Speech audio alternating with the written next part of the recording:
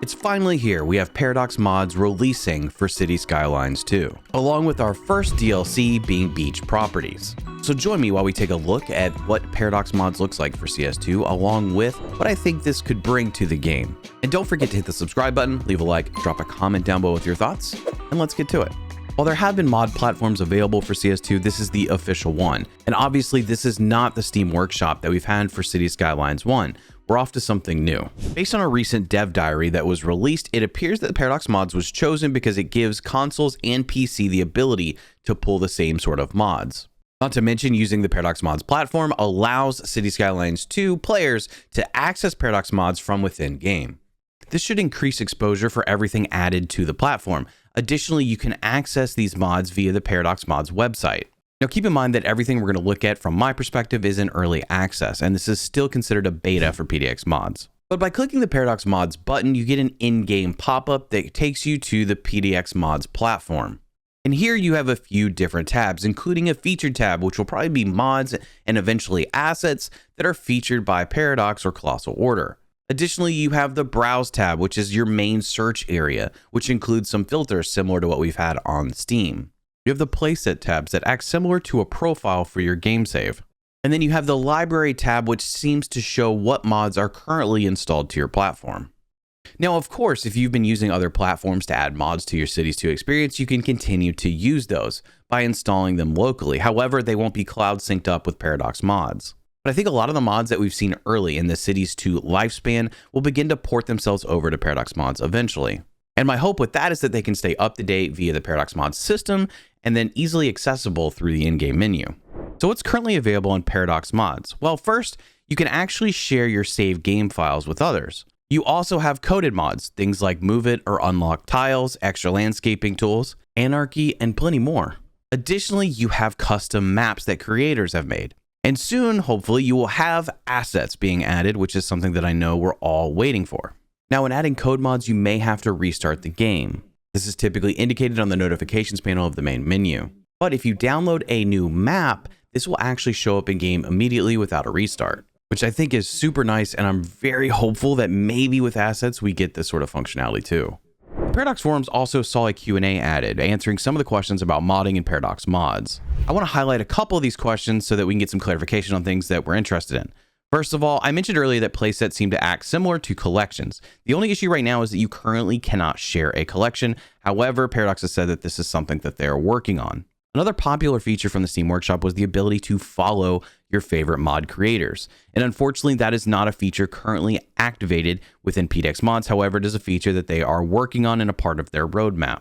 It does seem like Paradox is working on features to support mod dependencies and making it easier to make collections of mods. So if you have a mod that may need several other mods to function, potentially an asset that has a couple of dependencies, it looks like that's something that they are aware of and trying to work around. Also built into this update is the map editor for Cities Skylines 2, which is built into the main menu. Now, this is also in beta, and I'm sure it's going to receive a lot of work over the coming months. But if you are someone that is interested in creating your own maps, this would be your opportunity to do so. And don't forget, you could potentially upload those to PDX mods. Next up, you're going to have the Beach Properties DLC asset pack releasing. This is going to give both your European themed cities and your North American themed cities a new residential zoning type in waterfront zoning. This is a low density residential zoning type, which will provide both your North American themed cities and your European themed cities with 10 different buildings, each with 3 different levels of growth. You'll also get 3 new signature buildings for the European theme and 3 new signature buildings for the North American theme. And of course, you'll get 4 new trees added into your inventory. But I will admit the one thing I'm still missing is being able to do sandy beach textures on the ground. With this update, we've also been able to see an updated roadmap ahead for DLCs and content coming to Cities 2. It looks like in Q2 2024, we're going to see the Modern Architecture Pack and the Urban Promenades Pack, followed by the Bridges and Ports Pack releasing in Q4 of 2024. Now, with this update, in addition to everything we've already discussed, you are going to see some bug fixes in a general patch. So I would expect some performance optimizations and general fixes and improvements across Cities 2. So with all of that said, let's talk a little bit about my overall thoughts and impressions of this update and the DLC. I realize that some folks are still disappointed that the Steam Workshop is not what's being used for mods on Cities 2. I don't think the Steam Workshop was perfect. In fact, collections were often a little bit difficult to manage. Dependencies could get a little bit out of control depending on how modded you played. But of course, there is comfort in using a platform that has been around for years compared to something that is brand new that still needs features added. I think the benefit of Paradox Mods is that it's integrated very closely with the game, so it feels intuitive and easy to manage your mods while adding new things or removing some things. So how quickly can Paradox polish up this experience, adding some of the features that we may want? Additionally, how stable can it be over the long term? Because again, it's labeled as a beta, so the expectation is that it is imperfect. And honestly, I'm really rooting for the creators of mods, assets, maps, all of it, to really be able to populate this library, because we are so accustomed to thousands of different things that now we're a little bit more limited because it's a brand new platform. It's going to take a little bit of time for creators to get some of their mods ported over or to develop new things, as a lot of the creators have had to learn so much to be able to mod for Cities Skylines 2. But despite the fact that I know that mods and things will be added to this platform, I still feel like something's missing and I can't quite figure it out.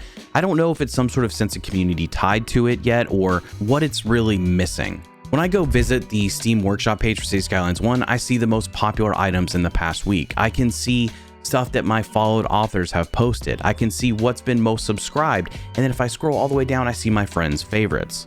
And then of course, when you click on a mod, you can see everything from the rating, which I know is not everyone's favorite thing. You can see awards given, and there's even comments below. There's a bunch of information here that makes it a little bit more community oriented, for better or worse. And maybe one of the most helpful things about the Steam Workshop is that there are collections that creators have curated that includes both their asset and maybe other assets to create interesting collections that folks can pull all at once.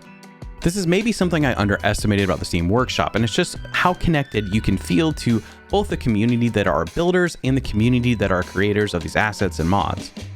So while I think PDX mods may be a good start, a good foundation to what the platform can eventually be, I think there's a lot of work to be done, not just in the inventory that exists within PDX mods, but also the platform itself, and making sure folks feel sort of engaged by what is available there that's going to only enhance the Cities Skylines 2 experience. And I'm reminded about how important PDX mods is to Cities Skylines 2 because of the Beach Properties DLC.